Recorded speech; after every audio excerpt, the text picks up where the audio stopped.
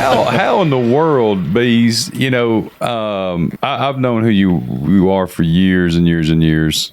Obviously, in the stand-up world, how in the world did you end up on Moonshiners?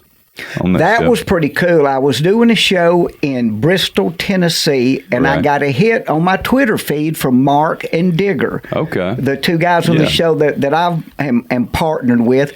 And that text said, "Hey, Beaz, it's Mark and Digger from Moonshiners. We saw you 20 years ago at Zany's in Nashville. We're big fans. You're in our neck of the woods. Come see us." Wow. So that's what started it, which, and I'll say this right up front here, that is a testament to longevity. Right. If you're in a career you love, and if you're in a field that you want to be in, stick it out. Right. Because it's never too late to be blessed in your career. Sure. So I can still be a ballerina. You can still be a ballerina, and I would. All you've got lacking right now is wardrobe.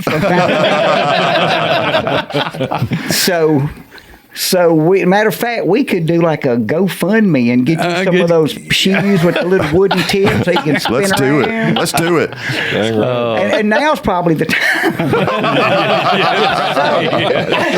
Now's the just for the perfect few time. moments I've known you, this is right. When I walked in the door, I went, that one needs a tutu and the freedom to plie. The freedom to plie, son. So get this. So he said, "Come see us." So corporate and I had driven up there because we had to go through Nashville to do some stuff on the way to the Carolinas, over to Bristol. So anyway, so I tell corporate, I need to be on that show. And she's like, "Oh my Lord, y'all!" I'm married to my agent. For those who don't know, I bring y'all up to that. That's corporate, my wife, and she's like, "You and moonshine. That's all I need." And of course, I'm thinking demographics. Y'all hear the sound of my voice. My fans love that. Yeah. So I'm pitching it all the way home. We go have dinner with Digger. We're going to hang out with him. And Mandy goes, you need to let us teach you to make moonshine. I thought in my head, you need to get me on that show, but I didn't say it. Once in my life, I used discernment and kept my little mouth shut. I thought that'd be cool. So all the way home, I'm pitching it to corporate. Honey, my demographic, this ain't. She's like, oh my gosh. She's just like, dude. So, but she gets it. So we took off for the entire month of June. Right. This has been 8 years ago now, I guess.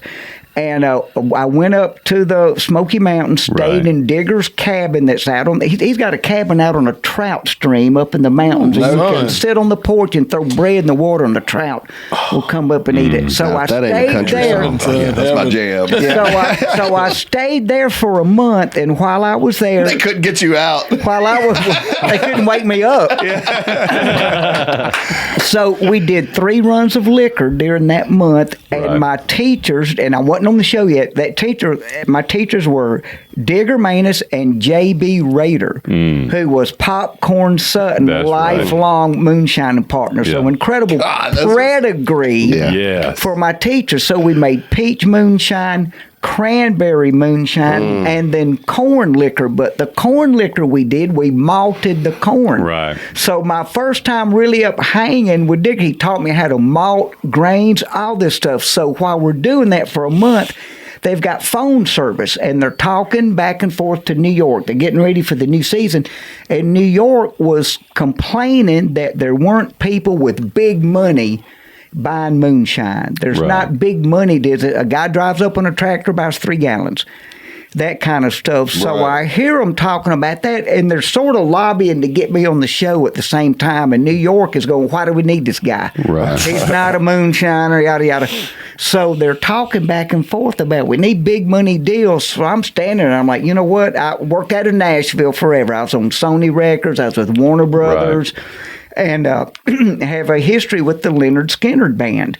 So I'm hearing all this stuff, and I call my friend Ed King, who co-wrote Sweet Home Alabama when he was in Skinner. I think we've heard of that. And he also, and get this, and he also co-wrote a song when he was 15 years old called Incense and Peppermints for the Strawberry Alarm Clock. They were one of those psychedelic bands with I was about to say that. Actually, me and my wife make love to that song pretty frequently.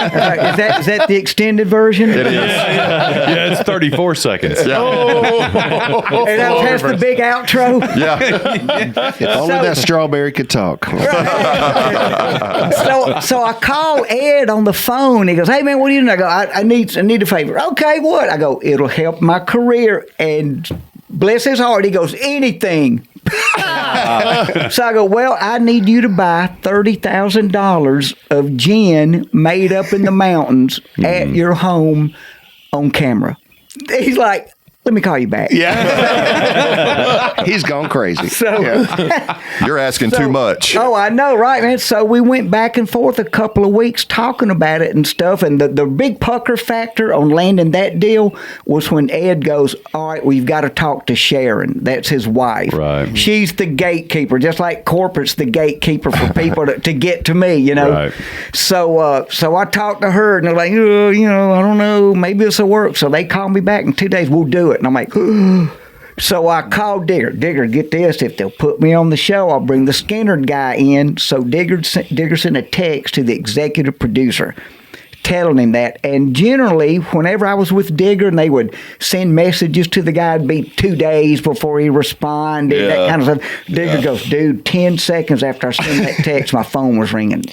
And he goes, "Now what's this?" He goes, "Yeah, if you put Beaz on the show, he'll bring the Skinner guy in and do a $30,000 deal." And the guy goes, "Done." There you go. Just like that. So that's how I actually got on the show. Right. So Wow. So yeah. So isn't that cool, man? That's That is impressive. super That's cool. awesome. Yeah, so we pulled that off, and they've kept me ever since. Now, so this I past love it. I remember that. I remember that episode. Yeah. So what's the number one most memorable thing that you learned up there in the woods how to make moonshine? well, now things I learned about how to make moonshine are not exactly the same things I learned by being in the mountain with the quote unquote hillbillies. Right. That terminology is so misunderstood. These cats are genius. Yeah. They don't play banjos. They shred on freaking bands.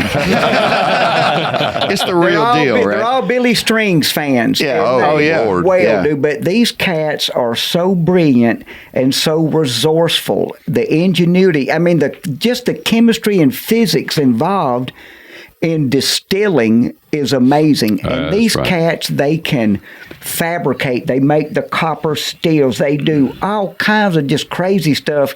When I'd be sitting there and we'd have a scenario in the woods that we needed to overcome, and I'm thinking, we're going to have to move. There's no way. They would come up with some MacGyver off the stuff. wall- Yeah. that works amazing. So that's really the number one thing that I've taken away from that is a new respect Right. for those among us who live in overalls.